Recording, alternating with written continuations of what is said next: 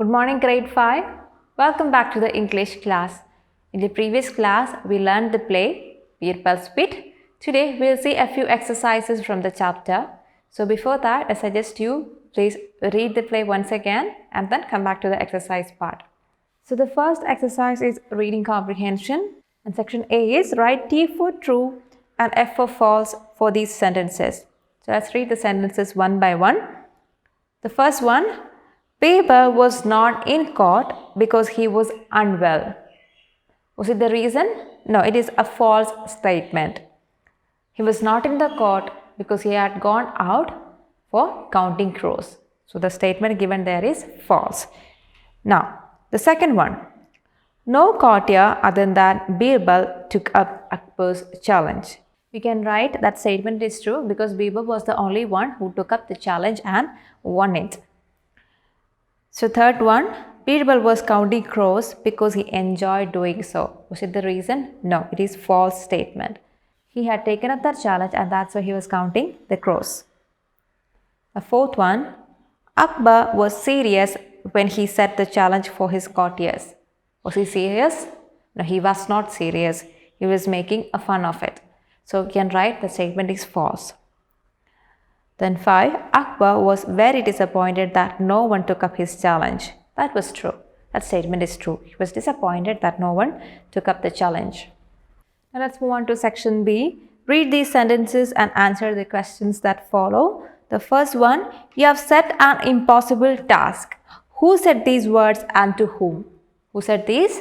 The second minister said these words to Akbar. Question B, why was the task impossible? The task was impossible because no one can count the number of crows that are in the city. Now, the second question, I guess you two have no answer. And part A, who said these words and to whom? Who said these words? Akbar said these words to Birbal. Now, question B, was the speaker correct in his assumption? Who is the speaker here? Emperor Akbar is the speaker here. So was he correct in his assumption? No, the speaker was incorrect in his assumption as Birbal did have the answer. He did have an answer for the challenge. Now question C, what is the listener's reply? Who is the listener here? Birbal is the listener here. So the listener's reply was that at 6 o'clock that day, there were exactly 21,412 crows in the capital. Hope these answers are clear to you. You may note down these answers in your notebook. Now section C, answer these questions. Question number 1, what was Birbal doing since morning? So what is the answer? According to a messenger, Birbal was very busy counting crows in the city. Now question number 2, what was the prize announced for the challenge? Remember what was the prize? The prize announced for the challenge was 3,000 gold coins and a bag of precious jewels. Now, question number 3. Why did Birbal not wish to join Akbar in eating the mangoes? What is the answer? Birbal did not wish to join Akbar in eating mangoes because the mangoes were from Lucknow, especially sent for Akbar. Birbal took pleasure in seeing Akbar enjoying the mangoes. Now, let's see the next one. How did Birbal change a refusal to a compliment? So, how did that happen? Let's see. Birbal turned a refusal into a compliment by saying that rather than eat the Lucknowi mangoes, he took pleasure in seeing his king Akbar enjoying the mangoes. So that's how he turned a refusal into a compliment. Now the fifth one, how did Birbal help Begum Sahiba win the battle of wits? So Akbar quietly scraped all his mango peels and seeds from his plate onto the queen's when she wasn't looking. Then he teased the queen, saying that she was starving for mangoes. The queen didn't know what to say, but Birbal came to her rescue. He told Akbar that it was not the queen, but he who was starving. He means the king here. He who was starving for mangoes as he had swallowed the peels and seeds as well. So now let's see the next section. It is think and answer. And there is a question given there. Birbal was an extremely witty and intelligent minister in Akbar's court. Do you think it is essential for a good leader to have wise advisors? Key reasons for your answer. So what do you think? Akbar was really a great ruler. Is it needed for a good leader to have advisors with him? What do you think about it? Just think about it and you can note down your answer in your notebook as an activity now. Please pause this video, finish writing your answer and then come back. Hope you are done with that question. Now let me share my thoughts on this question. So do I think it is essential for a good leader to have wise advisors? Yes. I think it is essential for a good leader to have wise advisors.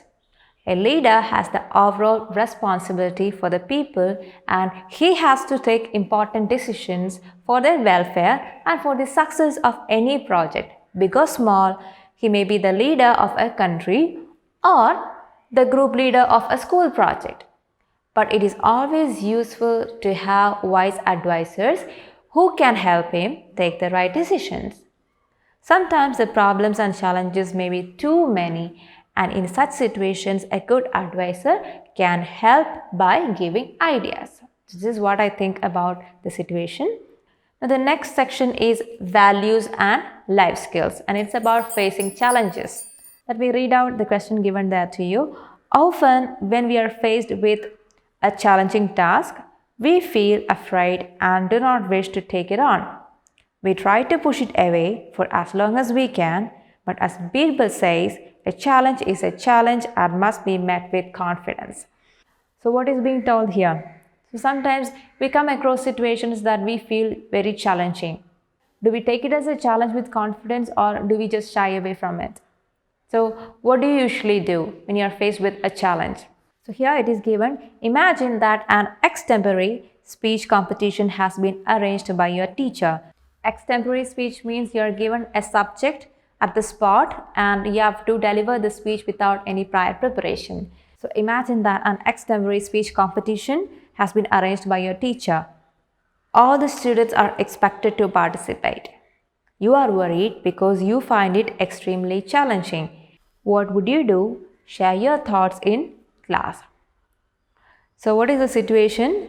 Imagine that there is this extempore speech competition arranged by your teacher and everyone has to participate in it.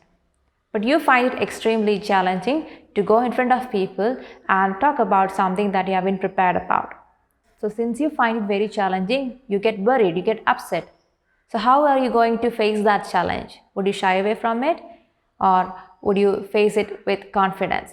Would you feel like you can do this or would you try to find an excuse to not do it? So what would you do in such a challenging situation? You can share about this. You can share about what you will do in such a situation to your friends or family and you can write about this in your notebook. You can write about what you are going to do in such a situation and then take a picture and send us through Teams. So children, that's all for today. We'll see the rest of the exercises in the next class and let me remind you there are a few new words that we learned in this chapter. A few words are already given with their meanings in your textbook itself. You have to note down these new words, their meanings in your notebook. Make sure you know the spelling, make sure you know how to pronounce them, make sure you know their meaning and also learn to make up a sentence with each of the new words that you learned here. So children, I hope this was clear to you. So we'll meet in the next class with the rest of the exercises. Till then, bye.